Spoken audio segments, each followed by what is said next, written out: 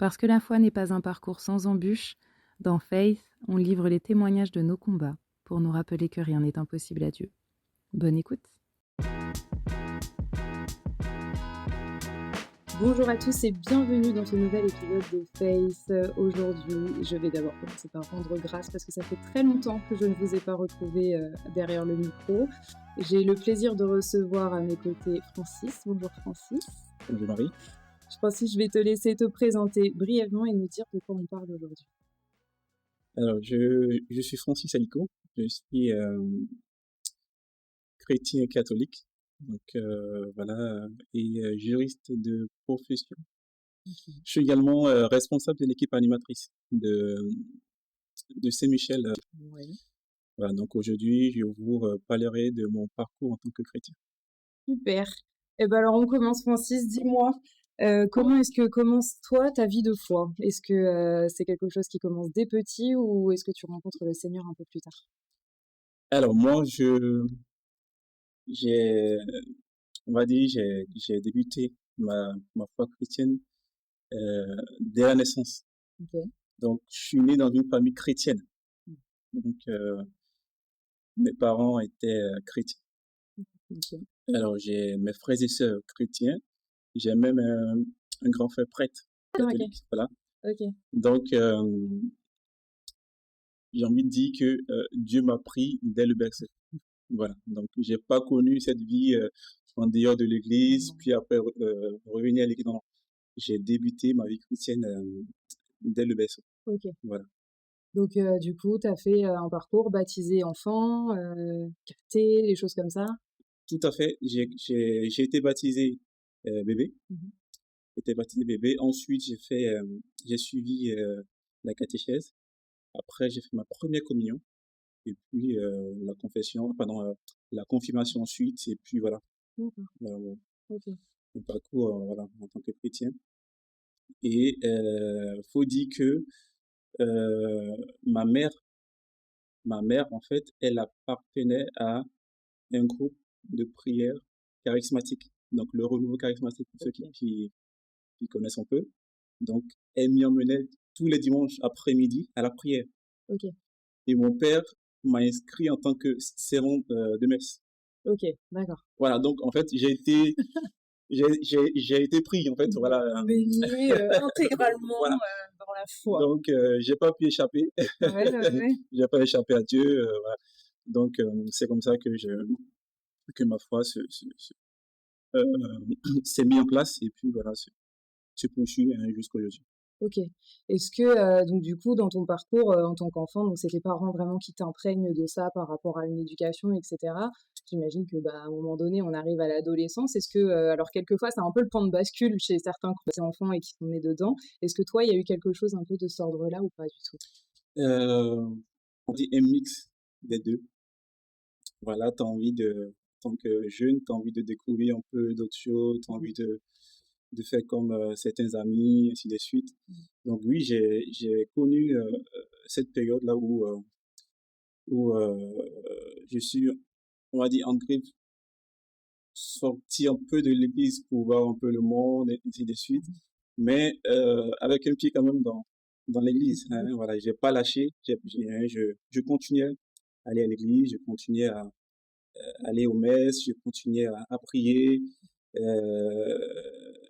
Et faut dire que après, j'ai plus aimé la vie en tant que chrétien que la vie que la vie dans le monde.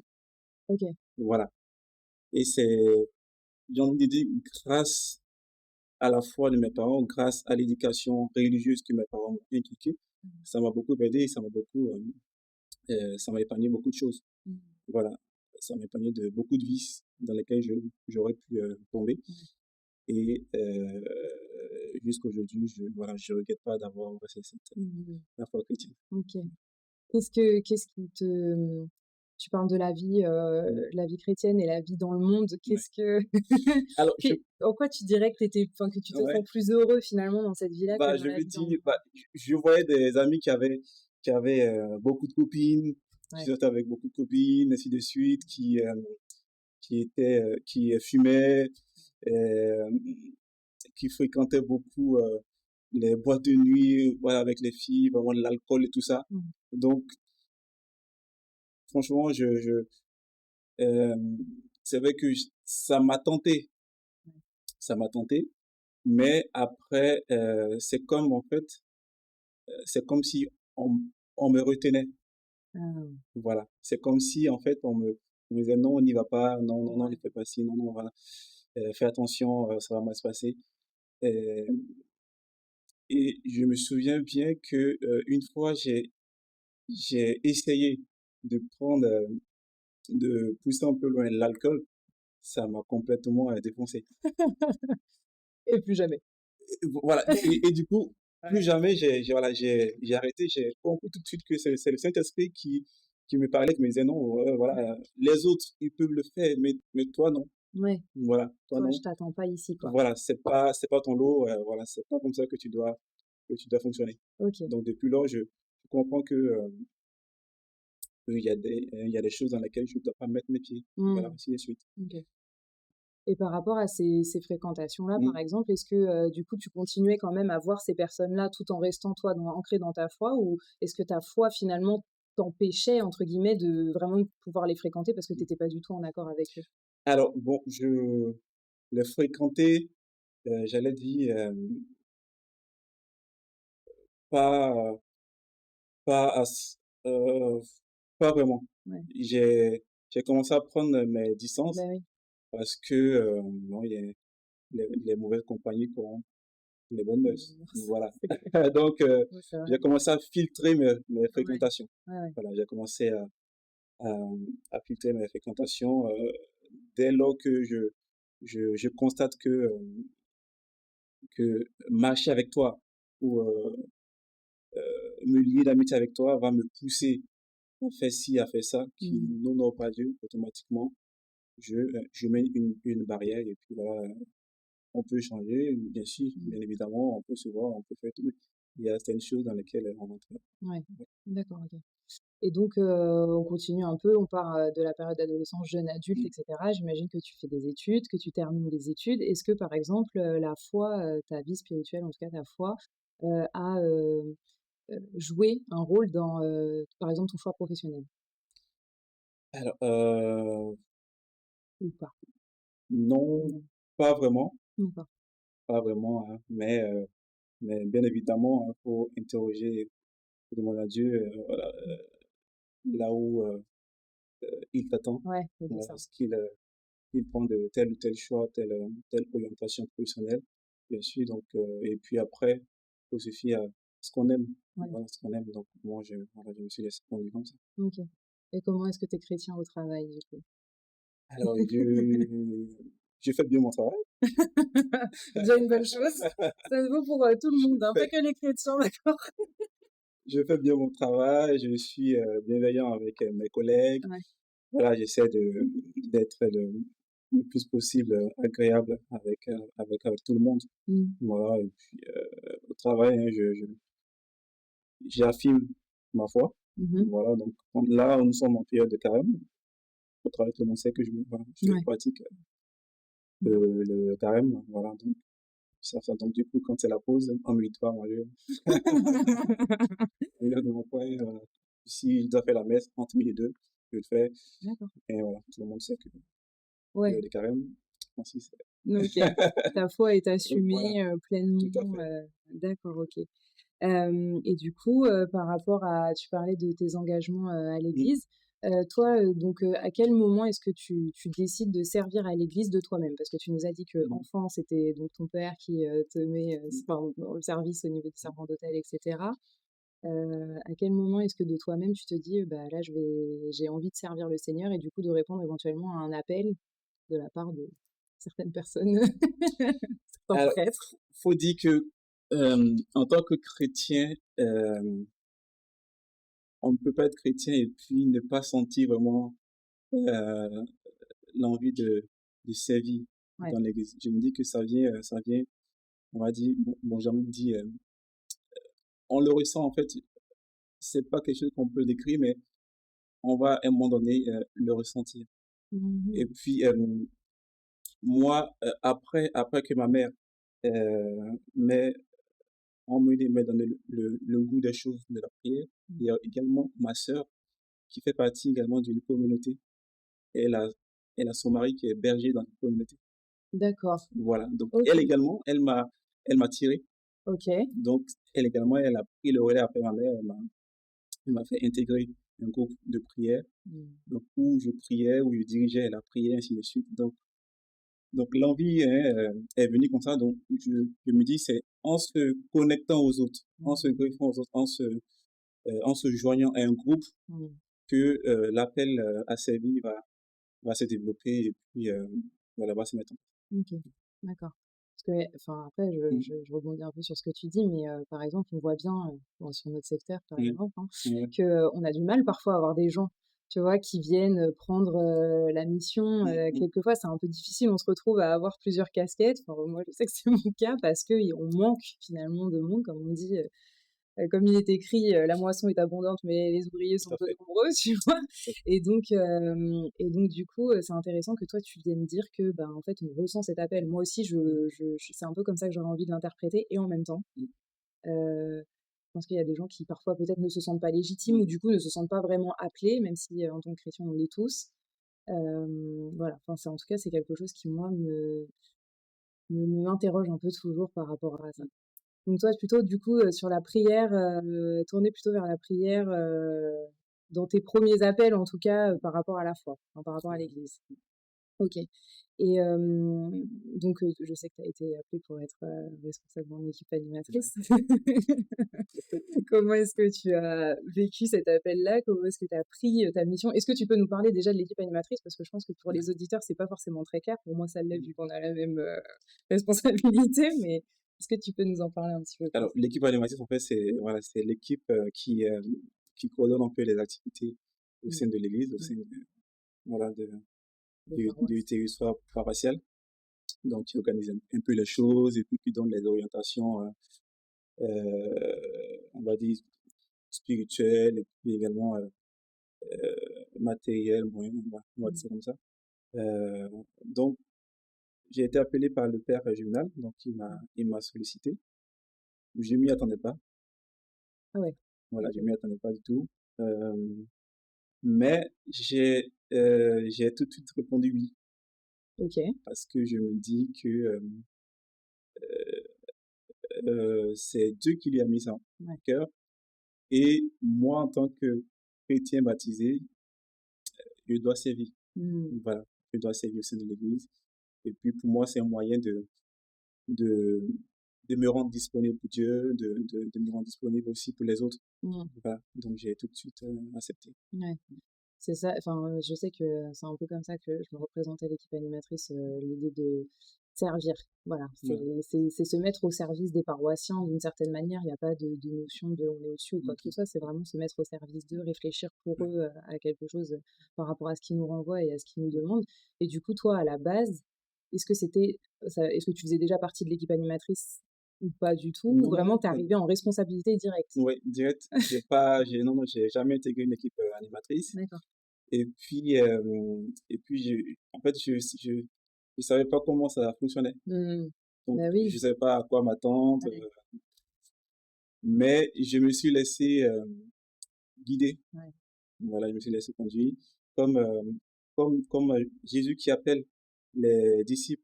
Donc, il voit Pierre, Jacques, il Hmm. dit, venez à ma suite.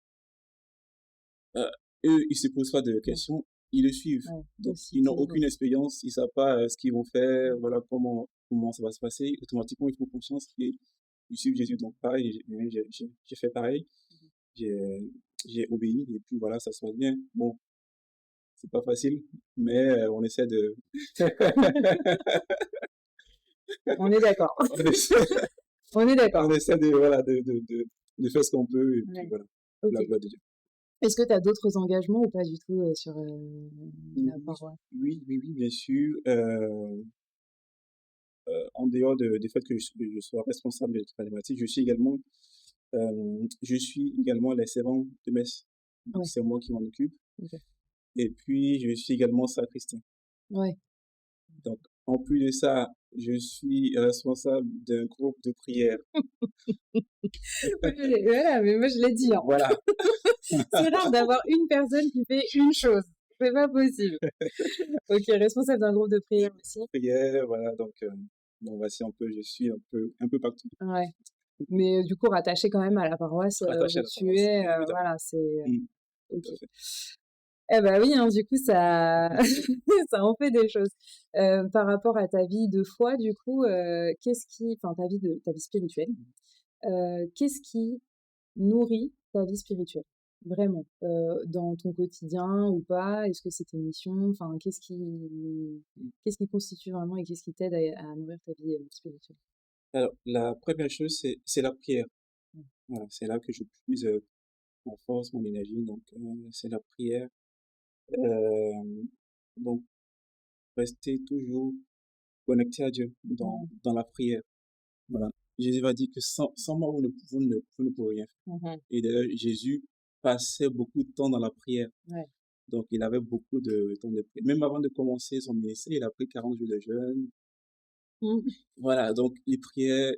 Parfois, on le voyait, il passait toute une nuit à prier. Ensuite, il part en mission. Donc, la prière d'abord et la mission ensuite. Ouais. Et la deuxième des choses, c'est la méditation de la parole.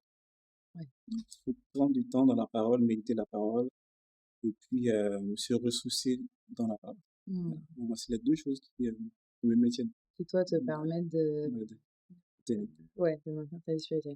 Est-ce qu'il y a eu des moments dans ta vie, où, tu as eu ce qu'on appelle, des baisses de foi ou des moments un peu plus, des difficultés rencontrées qui à un moment donné t'ont fait douter ou alors t'ont rapproché de Dieu? Comment est-ce que voilà, tu as réussi à affronter certaines difficultés de la vie?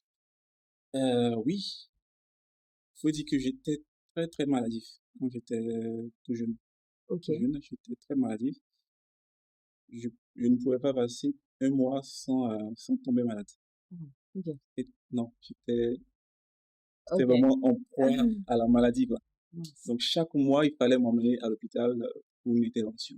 Ah oui, c'était quand même Ouais, l'hôpital. c'était OK, d'accord. Ouais. chaque fois, chaque mois, je tombais malade. Mmh.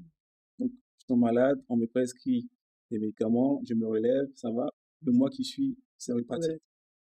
Donc, et on a prié pour moi, les hommes de Dieu ont prié pour moi, Mmh. les prêtres ont prié pour moi, même mon grand frère prêtre, il a prié pour moi Ouais. également. L'évêque est passé à la maison, euh, me euh, mettre sur moi l'huile des malades, l'onction Ils des sont malades. malades? Ouais. Voilà. OK. Donc, tout ça, mais rien du tout. D'accord. Donc, un jour, je me suis dit, ça ne peut pas continuer comme ça, il faut que ça s'arrête. Parce que Mmh. j'en souffre, Beh oui, franchement, il bien faut que sûr. ça s'arrête. Puis c'est fatigant, enfin, au bout d'un moment, ton C'est système épuisant. immunitaire beh Au oui, c'est point ça. où, même à l'école, j'arrivais pas, franchement, à me concentrer et Ouais, puis à produire de bons résultats parce ouais. que j'étais constamment malade. Donc, à un moment donné, je me suis dit, non, Seigneur, ça ne peut pas continuer comme ça. La parole est claire. Il a porté sur lui nos, euh, nos, euh, nos péchés. Par ses Mmh. maîtres nous sommes guéris. Par ses Mmh. maîtres nous sommes guéris. Si par tes maîtres nous sommes guéris, pourquoi je souffre autant? Mmh. Donc, je me suis mis à genoux un jour, j'ai dit à Dieu, stop, je veux plus de cette maladie, je veux Mmh. plus être malade. Et j'ai commandé à la maladie de me quitter définitivement. Mmh. Depuis lors jusqu'à aujourd'hui, la maladie a perdu mon adresse. Amen. Voilà. Donc, voilà. Donc, si j'ai mal de tête, c'est que j'ai trop bossé sur le café. Mais je suis plus Oui. tombé malade depuis lors jusqu'à maintenant. Je n'ai plus connu cette D'accord. maladie. OK. L'hôpital et moi, c'est fini. Ça y est. Non, non. Merci Seigneur. Ouais. Gloire à Dieu.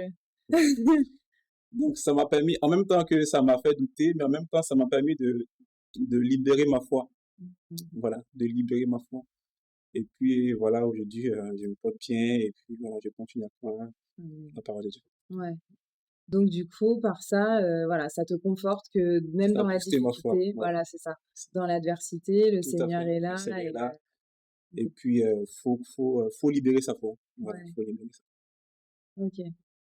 Donc là, si certaines personnes t'écoutent, il faut qu'ils gardent en tête que faut y croire. La parole de Dieu est réelle, elle est vraie. ouais. Parfois, on doute. Ça peut arriver et c'est normal. On peut douter, mais faut prendre appui sur la parole de Dieu. Faut prendre appui sur l'Évangile, sur la Bible, et puis euh, affirmer avec foi la parole de Dieu et on va voir les résultats. Ok. Et aujourd'hui, du coup, à quoi ressemble ta relation avec Dieu? C'est tout le temps, toujours? Est-ce qu'il y a des moments où c'est un peu moins? Comment est-ce que... Alors, toujours, mais pas forcément au même niveau, on va dire. Il y a des moments où je prie beaucoup, Ouais. il y a des moments où je prie moins, Hmm. mais toujours garder un certain lien, Hmm. avec Dieu, de toujours rester en communion avec Dieu. Ouais. Voilà, Quelle place il a dans ta vie? C'est-à-dire que... à la première place. Sans l'éviter à la première Voilà, place. je n'aime pas le temps de Ok. finir la question. Hop là, ça y est, c'est bon. Faut pas le reléguer au second plan, sinon après, faut m'expliquer. Ouais, première place. Première place, c'est lui qui passe avant tout. Quand j'ai besoin, je l'interroge, Seigneur, qu'est-ce qu'il faut faire ici? Qu'est-ce qu'il faut faire dans telle situation? Hmm. Quelle direction prendre?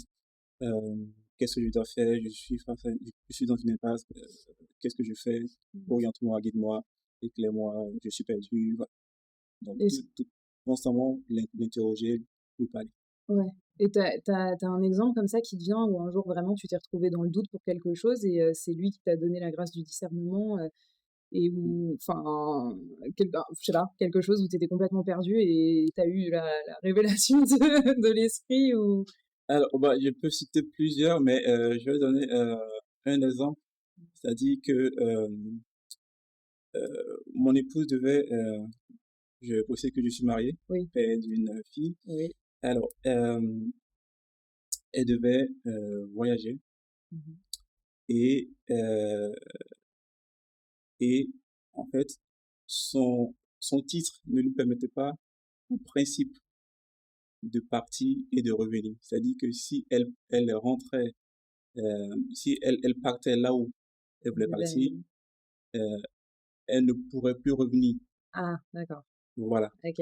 Donc, il fallait en fait faire d'autres procédures, d'autres Ouais. démarches, ça va être compliqué, tout ça. Donc, mais nous, on ne le savait pas en fait sur le coup. Hmm. On ne le savait pas. Donc, du coup, en fait, si vous voulez, il y a ce qu'on appelle le témoin intérieur. Je sais pas si vous savez, mais c'est la voix intérieure qui nous parle, en fait, souvent on sent que c'est pas cette direction qu'il faut prendre, c'est pas Ouais. ce choix-là qu'il faut faire. Et le Saint-Esprit, il nous parle par ce qu'on appelle le témoin intérieur. Donc, du coup, j'ai interrogé le Saint-Esprit, je lui ai dit, mais est-ce, est-ce qu'elle part? Est-ce que je laisse partir? Parce que j'avais un doute. Et Ok. j'avais interrogé pas mal de personnes, mais j'avais pas la réponse. J'avais pas vraiment la réponse. Mhm. Donc, du coup, j'ai interrogé le Saint-Esprit, je lui ai dit, mais est-ce que je laisse partir? Et j'avais pas la paix du cœur. Ouais. Et Et ça. quand, quand t'as pas la paix du cœur, faut Ouais. comprendre tout de suite que c'est pas, euh, faut arrêter. Mm. Voilà. Le Saint-Esprit n'est pas dedans, voilà. C'est On pas est ce qu'il veut. d'accord. Voilà. Ouais. Parce que quand l'Esprit est là, il y a également la paix qui s'installe. Mm. Et ça, c'est un signe. Donc, du coup, j'avais pas la paix du cœur, donc je lui ai dit, bon, on annule tout, on laisse tomber. Ok. C'est après, maintenant, qu'on nous a dit que, en fait, Si elle son était titre partie. ne lui permettait pas de revenir. Ouais. Donc, du coup, voilà, Ouais. j'ai bien fait d'interroger Ouais, l'Esprit ouais, ouais. pour éviter, D'écouter ce... voilà, pour éviter d'être atteint encore par la Ben suite. oui, oui, bien sûr, d'écouter ce Mm. témoin, Ce ce témoin témoin intérieur. intérieur, hyper important. On essaie de faire, je pense à Mm. ça, quand le podcast est orienté, à la base était orienté plutôt jeune, bon, au final, on Ouais. est écouté par tellement de personnes que je suis trop contente. Mais du coup, tu vois, on a beaucoup de jeunes, moi je les accompagne surtout sur l'aumônerie par exemple, les jeunes, les lycéens, qui sont parfois un peu perdus. Euh, quel, euh, Tu parlais du témoin intérieur, mais concrètement, Mm. comment est-ce qu'on écoute ça? Comment est-ce qu'on s'affirme aussi Ouais. face aux autres, selon toi, par rapport à ça? Comment est-ce qu'on peut enfin, parce que c'est pas évident, quelquefois, tu vois, tu te retrouves face à tous tes amis qui vont te dire, mais si, viens, on fait ça, viens, on sort, on va faire ci, etc. Comme tu dis, tu sens que Ouais. toi, t'as pas la paix du cœur. Oui, ça, en fait, si tu veux, ça se développe dans la prière, Ouais. dans la communion avec le Saint-Esprit. Mmh. C'est, c'est en le côtoyant, en le fréquentant, en allant régulièrement dans son intimité qu'on va finir par le connaître. Mmh. Donc, on sait comment il fonctionne, comment il réagit, ce qu'il aime, ce qu'il n'aime pas. Mmh. Donc, également aussi dans la méditation de la parole. Donc, c'est des éléments clés qu'il faut pratiquer. Mmh. Sinon, sans quoi, comment tu te sens pas Bah oui. Ouais, compliqué. c'est compliqué. Donc, c'est en méditant la parole, en prenant du temps dans la méditation de la parole, en ayant un temps d'intimité avec lui régulier, on va finir par le connaître. Ouais. On va finir par savoir ce qu'il aime, ce qu'il n'aime pas, comment il parle, Mmh. comment il sait que là, c'est le Saint-Esprit qui me parle, comment il sait que là, le Saint-Esprit veut m'éviter telle ou telle chose. Donc, c'est comme ça que ça se développe. Et comme j'ai dit, quand vous n'avez pas la paix, Mmh. si vous voulez faire quelque chose que vous n'avez pas la paix, évitez parce que le Saint-Esprit, Ouais. c'est mon bien. Ouais. Quand il est là, il y a la paix qui s'installe. OK.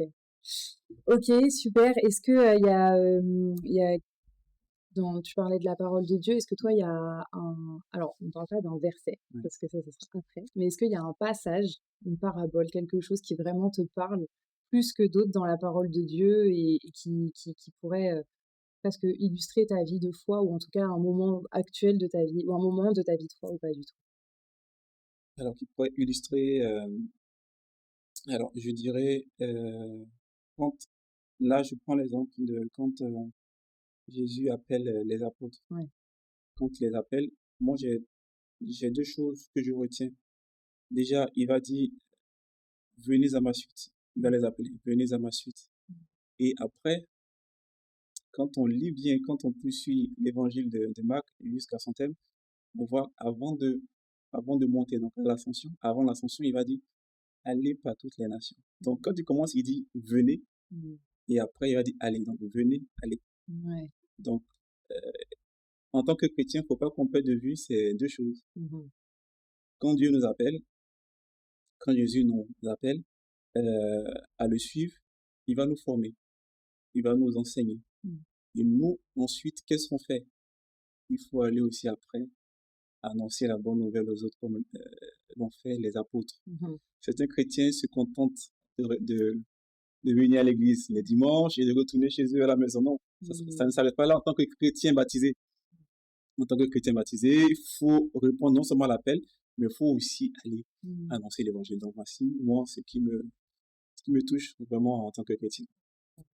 Est-ce qu'il y a des personnes que tu as pu rencontrer, dans ton parcours qui t'ont aidé à développer encore plus ta foi, à t'affirmer encore plus en tant que Ouais. chrétien? Quelquefois, c'est même des non-croyants, hein, qui nous aident, plus que des croyants, mais est-ce qu'il y a des gens comme ça que tu as pu rencontrer et qui ont marqué un peu ton parcours de chrétien? Des- mm, oui, pas mal, hein. Tu as eu un frère prêtre déjà. Voilà, un frère prêtre, une sœur qui est, qui est très engagée dans une communauté euh, charismatique, et son époux également. Et puis, j'ai d'autres connaissances, d'autres prêtres Mmh. que je suis, que j'écoute, Mmh. voilà, qui m'inspirent, Mmh. des prêtres, des prêtres charismatiques, tout ça, Mmh. qui m'inspirent, voilà. Oui, pas mal. Bon, peut-être que si j'en cite, vous ne pas On les rigole, connaître, ça va. bien sûr pas. Mais oui, des prêtres, voilà, Ouais. qui m'ont inspiré. Et Mmh. puis bon, déjà, pour vous parler d'un prêtre, Padre Pio, Ouais. qui était un prêtre charismatique, l'Église le reconnaît en tant que, comme le plus grand mystique du XXe siècle. Ouais. Mmh. Le plus grand mystique du XXe Mmh. siècle, Padre Pio. Ouais. Donc, on connaît un peu son histoire, comment Dieu l'a utilisé Mmh. de manière extraordinaire. Donc, voilà. Mmh. Donc, tous ces saints-là m'inspirent. Saint François d'Assise, Mmh. Saint Patrick également, donc, que Dieu utilisait d'une manière extraordinaire. Voilà. Saint Patrick, je crois que l'histoire raconte que, euh, je crois que c'est en Irlande, où Mmh. où il y a pas de serpent. Le serpent? Ouais. Il y a un pays où il n'y a pas de serpent, où il vivait parce que il a commandé au serpent de ne plus de ne plus entrer dans le D'accord. pays. Oui, Ok. oui, oui. Je connais pas du tout Ouais, l'histoire de ouais, Saint-Patrick, tu vois, je il vais est me très, ouais, ouais, renseigner. ouais. C'est extraordinaire, ouais. Ouais, Saint-Patrick. D'accord. Voilà, donc des personnages comme ça qui inspirent, Ouais, qui ouais, inspirent ouais. beaucoup, ouais. Ouais, ouais, ouais. Voilà. Ok, ça marche. Bah écoute, je vais me renseigner parce que du coup, Ouais, ouais. Je sais plus exactement le pays, mais il y a un pays où Saint-Patrick y était c'est possible parce que et Saint-Patrick en Irlande, ça parle beaucoup là-bas. oui, oui. Et par lui, les serpents n'osent pas entrer dans ce pays. Je vais me renseigner sur ça, je ne connaissais pas cette histoire. Ok, super. Alors du coup, on va pas tarder à conclure. Moi, j'ai Oui. encore 2 questions pour toi. La première, c'est de tout ce que tu nous as partagé là aujourd'hui, qu'est-ce que tu aimerais que les gens retiennent de ton témoignage? Alors, bah, que je veux simplement dire aux jeunes, voilà, Mmh. que Dieu peut se servir de vous également. Voilà. Mmh.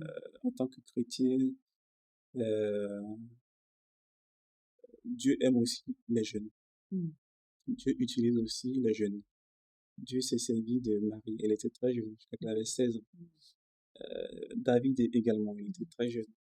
Mais, voilà, donc Dieu s'est servi de pas mal de personnages bibliques jeunes. Daniel, ainsi de suite, Joseph, Samuel. voilà, Samuel.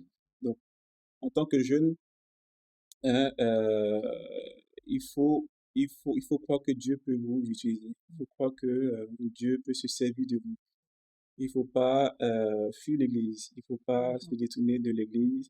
Il faut pas dire que l'Église c'est pour les vieux, c'est pour les adultes, non, c'est Mmh. pour les démodés. Non, non, pas du tout. Au Ouais. contraire, moi je pense que si tu n'as pas Jésus, tu n'es pas la mode. Oui, Et ça va faire partie de la phrase, si tu n'as pas Jésus, tu n'es de la pas, bio Insta. Si tu n'as pas Jésus, tu n'es pas à la mode. tu n'es pas la mode. Oui. Oui, excusez-moi, mais ouais, moi c'est comme ça que je conçois la chose. Voilà. Ouais. Dernière question du coup, donc moi j'ai instauré la petite tradition de Faith à ce que les témoins me donnent un verset biblique qu'ils préfèrent, qu'ils aiment, enfin bref, peu importe, mais un verset biblique et me dire pourquoi est-ce qu'on choisit de le partager. Alors, quel est le verset biblique que tu as choisi et pourquoi tu le partages avec nous aujourd'hui? Alors, le verset qui me vient en tête, c'est Matthieu 12, verset 30. Ok. Jésus dit simplement, euh, celui qui n'est pas avec moi est contre moi. Et celui qui ne rassemble pas avec moi disperse. Moi, je pense que c'est assez fort. Celui qui ne rassemble pas avec moi disperse. Ça veut dire que il n'y a pas de statu quo en Jésus. En tant que chrétien, il n'y a pas de statu quo. On, est, on doit être en mouvement. Ouais.